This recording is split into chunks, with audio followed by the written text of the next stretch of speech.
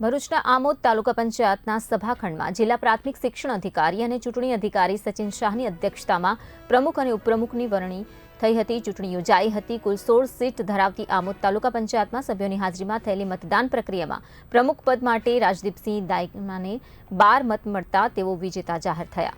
જ્યારે ઉપપ્રમુખ પદે ભાજપના વિજય ઠાકોરને પણ 12 મત મળતા તેઓ પણ ચૂંટાઈ આવ્યા.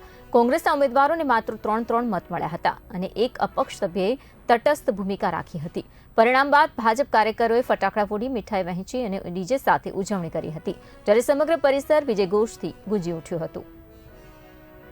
આજરોજ આમોદ તાલુકા પંચાયતના જે ચૂંટાયેલા સભ્યો છે તે પૈકીના પ્રમુખશ્રી અને ઉપપ્રમુખશ્રીની ચૂંટણી જાહેર કરી હતી.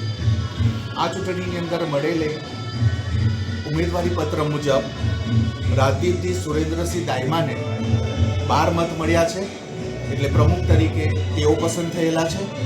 અને ઉપપ્રમુખ તરીકે વિજયભાઈ સન્મુખભાઈ પાટણવાડિયા તેમને પણ 12 મત મળેલા છે. બંને ભારતીય જનતા પાર્ટીના ઉમેદવાર હોય, બંનેને ઉપપ્રમુખ અને પ્રમુખ તરીકેની વરણી કરવામાં આવેલી છે. સાહેબ, કોંગ્રેસમાં કોઈક ઉમેદવારી ખરી? કોંગ્રેસમાંથી પણ એક ઉમેદવારી થયેલી છે અને એમના 3 મત એમને મળેલા છે. અપક્ષ ઉમેદવારે સાહેબ શું કહ્યું? અપક્ષ ઉમેદવારે બંનેમાંથી કોઈ પણ પક્ષે મતદાન કર્યું નથી.